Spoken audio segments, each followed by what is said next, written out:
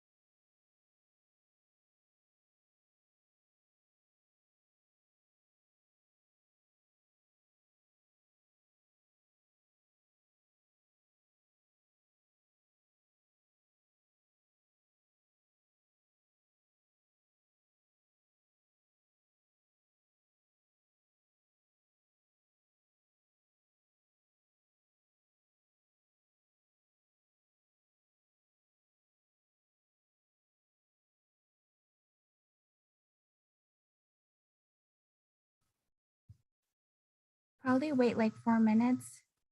We'll start at 6:05. That's okay, Kim? Just to give participants some time to log in.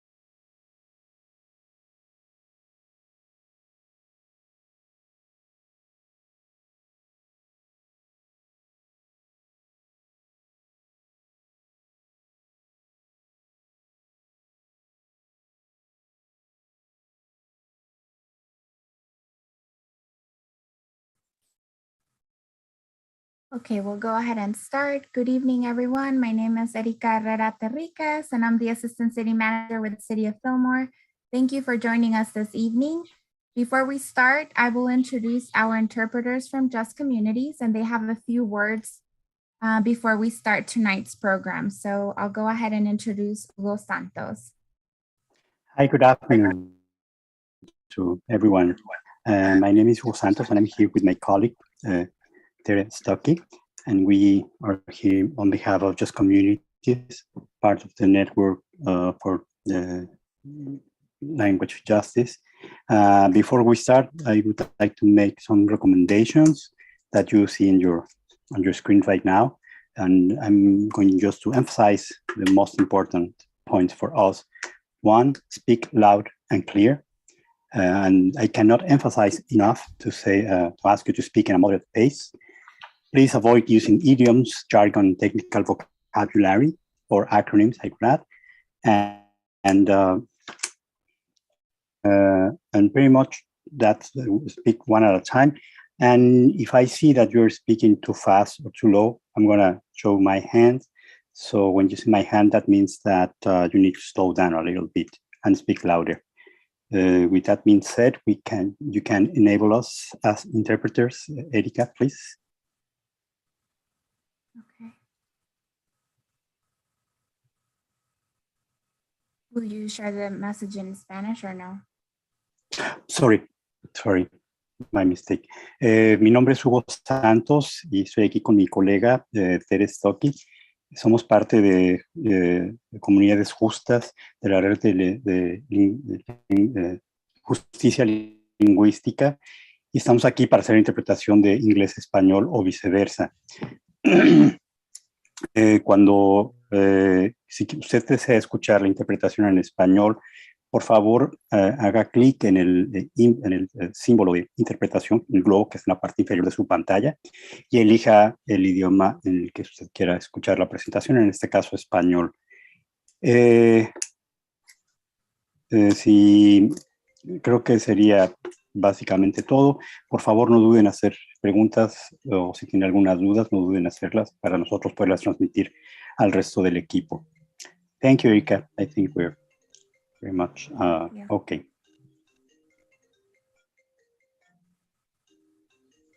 Okay, I just started it.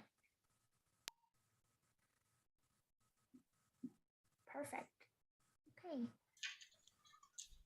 So again, welcome to our community conversation program. Today's topic is pertaining the State Bill 1383 Organic Waste Reduction Requirements. The discussion will take place from right now to about 7 p.m. And if there's still any active participation, we'll extend it to no later than 7:30. Participants will be able to ask questions or provide comments at the end of the presentation. So if you wish to ask a question and you have joined us via the web, please use the raise your hand icon. Once called upon, you will have 2 minutes. If you wish to ask a question, but you have joined the meeting by calling in, you will need to press *9 in your phone keyboard to raise your hand, and then your name will be called by using the last 4 digits of your phone number. You will need to dial *6 to unmute yourself, and you will have 2 minutes. Please know that the state reserves the right to disconnect your participation if the comments become offensive or foul language is used. I want to thank everyone for attending. Tonight's discussion will cover the requirements of the organic waste reduction. And I want to introduce Kimberly Nelson. She is the president of Solid Waste Solutions. Kim has been hired by the city to assist city staff with the implementation of this program. So I'm handing it to you, Kim. Awesome. Thank you so much. Can you share the PowerPoint? Be happy to. 1 second.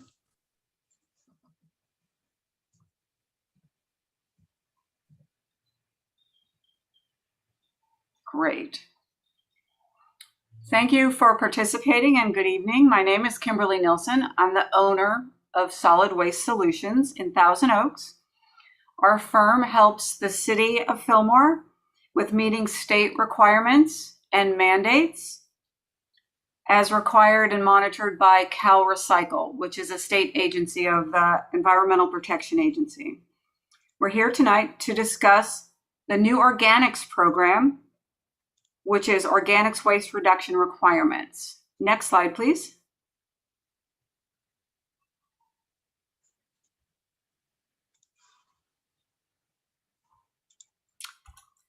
Senate Bill 1383 was signed into law by the governor in 2016. The goal of this bill is to reduce the amount of landfilled organic waste by 75% and increase edible food recovery by 20%. The method the state has used is to require the city to pass an ordinance, which we did, Ordinance 21-934. The ordinance is for all sectors of our community, residential, multifamily, and commercial. Next slide, please.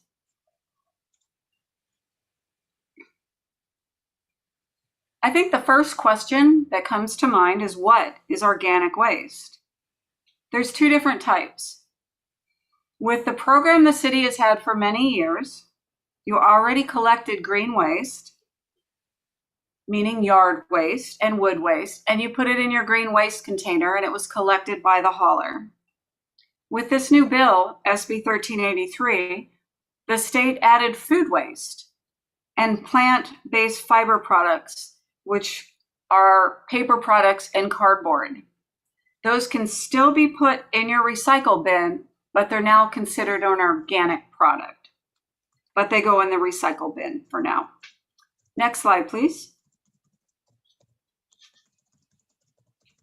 Prior to writing the bill, the state did studies to see what waste was what percentage of waste was just trash and what was organics. They found that 67% of all material that was collected in California is organics, meaning food, wood, paper, and yard waste. When organics are placed in the landfill and are buried, they emit methane. Methane is considered a super polluter and has a large impact on global warming. So the reduction of methane production benefits us as residents and the community, and also California as a state and the world as a place to have an impact on global warming. Then we took the COVID on top of this. And what the state found was that 1 in 8 people in California were food insecure. So in this bill, they also made it a requirement to capture edible food for disbursement to food insecure people. The county has figured that there's 7.8% of Ventura County residents that are currently daily food insecure. The city is working with the county and all the other cities in Ventura County to develop a plan to recover food from large food generators, from the large grocery stores to any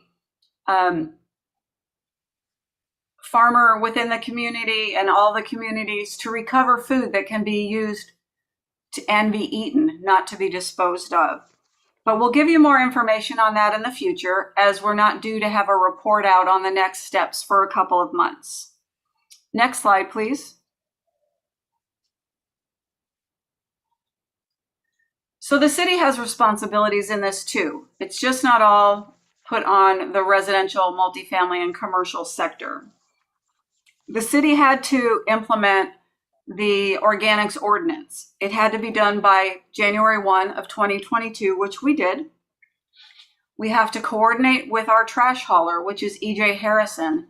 And E.J. Harrison and the city developed the plan on how to deal with food waste organics in all the sectors. The hauler and the city are both required to educate the community, which is one of the reasons we're here today, and also to kind of take some of the haziness out of what you really need to do. So education is the key, outreach is the key, keeping organics out of the landfill is the key. And now we need the community's help. Next slide, please. So what do we need to do? Sooner or later, we're going to have cans in the color that are shown on the screen. Trash will be in the black or gray. Recycle will be blue, and the green waste will be green. We didn't pick those colors, the state did. So by 2036, we will have containers that color. It might be a slow change process, and we might start out with lids just that color, but we will move toward these new color containers. So what we need to do is implement organics in all sectors, residential, multifamily, and at the businesses. First, we need to collect the green waste, yard waste, as everybody always has. Residents have green waste bins, some multifamily have green waste bins, and some commercial have green waste bins. So you use them as you always have. But now you can collect your excess food separately, place it in a paper or a plastic bag, fold over the bag or not the plastic bag, and then put it in the green waste bin. The bag and all. It all goes in together. And when we're talking about what can go in those bags, it can be dairy, meat, food scraps, bones, fruits and vegetables, rice, grains, beans, coffee grounds. It can all be bagged up and then put in the green waste can as long as they're placed in the bag first. The other way you can help out is to try not to have extra food. Try to buy what you need. Try to freeze what you don't eat so that we don't waste, because if we buy what we need, eat what we make, then we're not throwing away excess material. And that's definitely a plus with this program. Next slide, please. This is a flyer from E.J. Harrison. You will see that it's very similar. A lot of the cities are using it. The flyer was developed by the county or the city of Ventura, and they shared it. E.J. Harrison is here to assist all sectors, residential, multifamily, and commercial, to set up a program. And they have a lot of resources on their website, as we have on the city's website, to help update and help people understand the program. We will continue, as we learn more, to update our outreach to the community through social media and through our website. Next slide, please. Why should we do this? Why do we want to do this? Well, we want to do it to make the world a better place and a cleaner place and less polluted. It's a statewide mandate, so we really don't have an option. It's going to help lower greenhouse gas emission by reducing the methane from the landfills. And in actuality, if the city doesn't do this, they can be fined by the state for non-participation. And that begins in 2023. And Cal Recycle also made the city put in their ordinance that they will enforce this program. And if somebody does not comply after 2024, they can be fined for non-compliance. So we really do have to do it. There is no option. But it is easy to do. I have a small tub in my kitchen that I bought. It has a lid. I bought at the grocery store. You can put a plastic bag in it to line it. Drop your food in there. After it starts to get full, knot it, put it in your green waste bin. It's that simple at home. Commercially, you have to deal with your tenants to get them to comply. They're required by the state as well. And multifamily will take some education, and there's a lot of flyers available like the Harrison flyer, and E.J. Harrison will also help educate on how to do this. So it's not difficult to do, but we all are mandated to do it.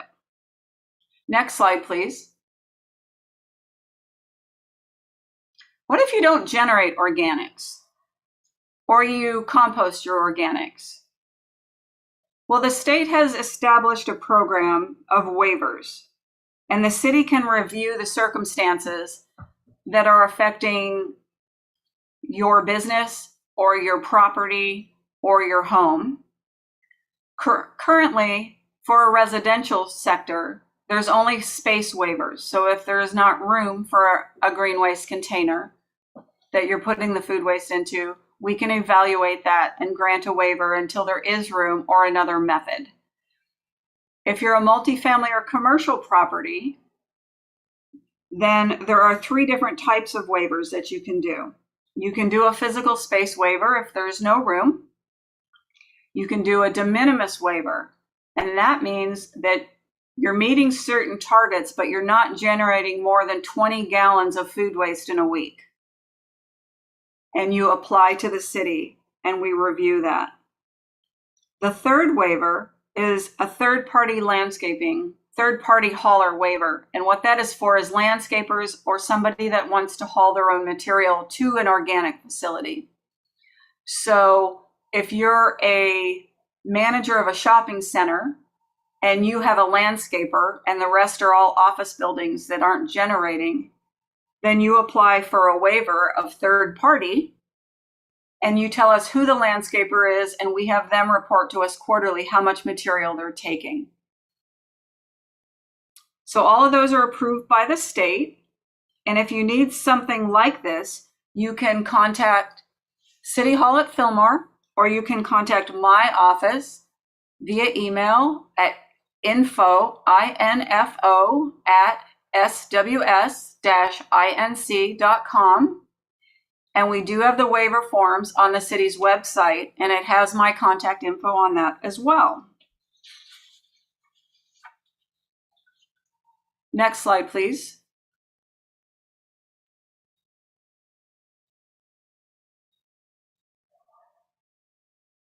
And that's a beautiful picture that I found of the Fillmore Valley. I just thought it was gorgeous.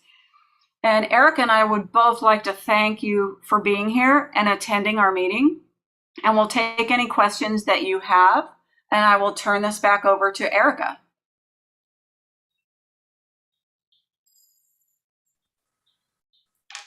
Thank you, Kim. Okay, perfect. I do see a few questions, so we'll go ahead and start with Juana Barajas. You can go ahead and unmute yourself. Hello, thank you for being here today, Kim, and for your great presentation. I was wondering, will the organic waste program eventually extend to be all compostable materials like plates and like the compostable stuff that's sold in the stores? Well, currently, the reason they're not accepted is the local facilities our materials are going to those materials take like 28 days plus to break down, the compostables. And our facilities don't have that much time. They can't hold the material that long. So as soon as the new facilities are completed, which have just gotten approval from Ventura County, which will be a year or so, we're hopeful that that will be the case, that we'll be able to take those products. Awesome. And then I had one more question. If a person didn't have a brown bin when all of this started, sorry, my little one's probably making noise. Okay, let me talk real quick. Then did they have to pay to get a brown bin, or is that provided for free? Mom, open your hand now. Right there. Do you mean residentially? They don't have a brown bin now? Yeah, I just know that I had some friends that were like, well, I don't have a brown bin. Do I have to pay for one then, or is it going to come for free? You know, the person was residential. I'm not positive of the answer of that. I thought that all the residential had 3 cans. So I think some people didn't, or maybe if they were renting, I'm not sure. I just know that like a few friends brought that to, like, asked me about that, and I was like, oh, I don't know.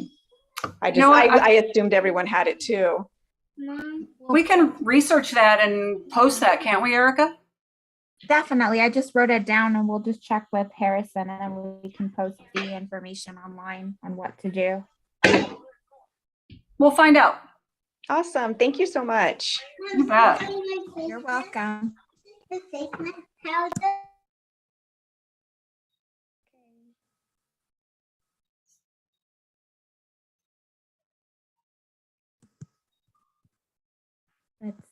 I believe Lynn Edmonds also has a question, so I'll go ahead and unmute her. Lynn? Okay.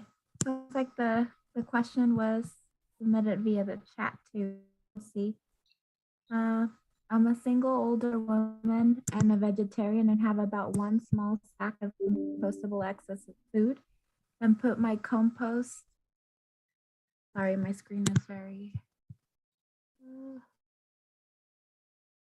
My compost in a compostable sack in the yard waste bin. Will they accept my tiny amount? So is she putting it in the green waste bin? I believe so. Let's ask.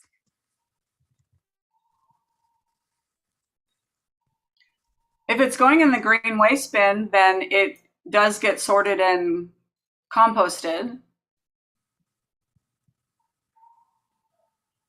If it's going into a compost pile on the property, then there's no reason that they have a green waste bin. Okay. So we could do like a space waiver residentially for something like that. Okay. I believe it's being put in the brown yard waste bin. Yeah, that's okay, but they would like the food waste, even though it's vegetarian waste, they would like it bagged.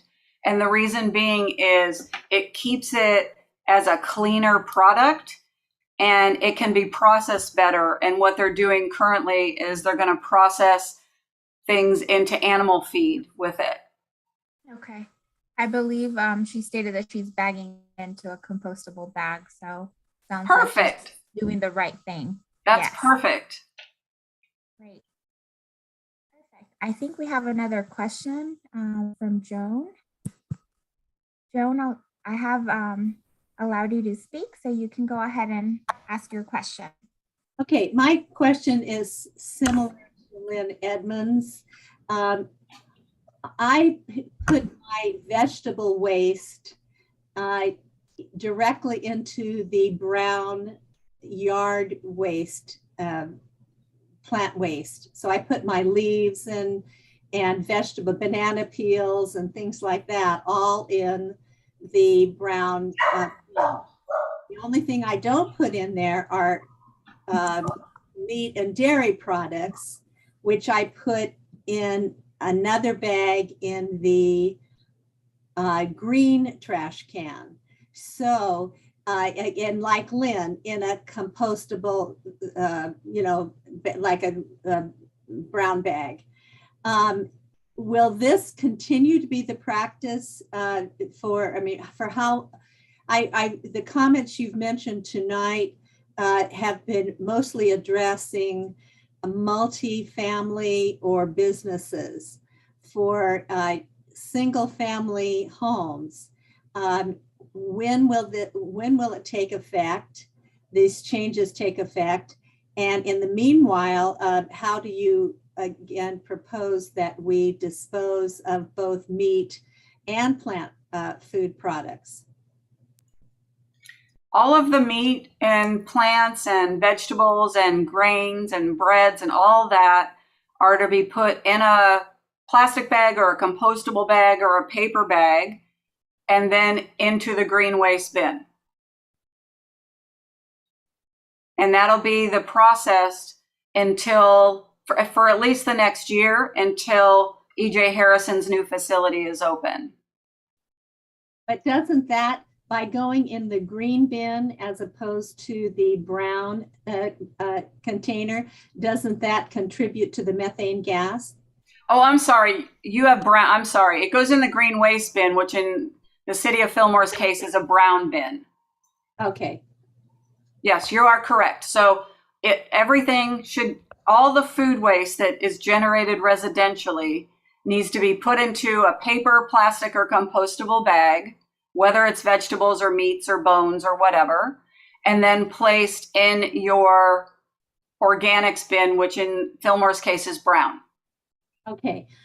Now, my other question is with regard to the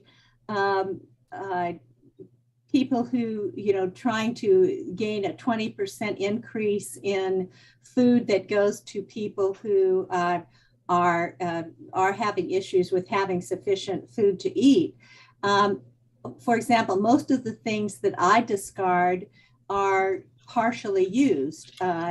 I don't discard whole foods like a restaurant might, or whole servings of things like a restaurant might. So it sounds to me like perhaps on a single family unit home, you're not going to really be able to address the 20% increase in food going to people, needed to go to people who are having hunger issues or being challenged in terms of food. I forget the correct term for it. Food insecure.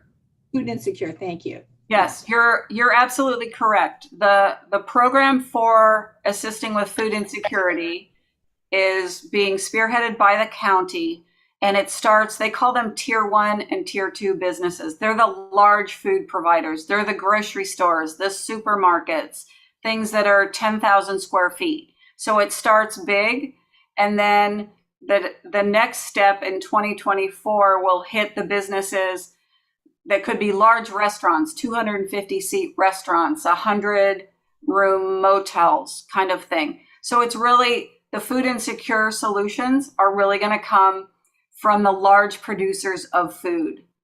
Okay, will there, you know, we often have food drives occasionally, particularly around Thanksgiving, Christmas time, different organizations have them for food share or whatever. Will there be anything, will there be any kind of container permanently in City Hall, in the lobby, for example, where people such as myself, where I might have 3 or 4 cans of something. You know, someone gave, for instance, gave me a couple of cans of SpaghettiOs. You know, I don't eat SpaghettiOs, but they're perfectly good cans. They're not expired. And I'm trying to think of where can I place those 2 cans of SpaghettiOs, you know, so I don't want to save them obviously until Thanksgiving, until there's another food drive once or twice a year. So will there be anything made available at City Hall where, you know, smaller amounts of food, good new food that's not expired or stale or whatever, can be collected on a year-round basis? You know what, Ms. Archer, that is a fantastic idea. I had not thought of that. And I think the best way to address it is as soon, the county is going to provide us in the next month a list of the food recovery agencies that are collecting the food. And once we get that, then City Hall and myself can reach out to them and see if they would accept us doing that. Because if we could have a bin at City Hall and as soon as it's full, we say, hey guys, come pick it up. But what a great idea you have. I love that. I've organized a couple of food drives before, but they are, you know, it needs to be something that's year round, and a small quantity of food, you know, I can't save it up. You know, I have Right. issues too. I can't save it up, but I'd like to have some place it could be used by someone. Okay, thank you. Thanks. That is a fabulous idea. We will definitely look into that. I just love that. Thank you. Yes, thank you so much. Okay, I don't see any other questions. So I think we can go ahead and wrap up then, because I don't see any other questions from our attendees. So again, thank you, Kim, for the presentation, the great presentation today. Thank you, Just Communities, for the interpretation. And we will go ahead and post the recording of the YouTube video on our social media and website to make it available to other constituents who may not have had the time to attend tonight's webinar. So thank you again for attending and have a wonderful night.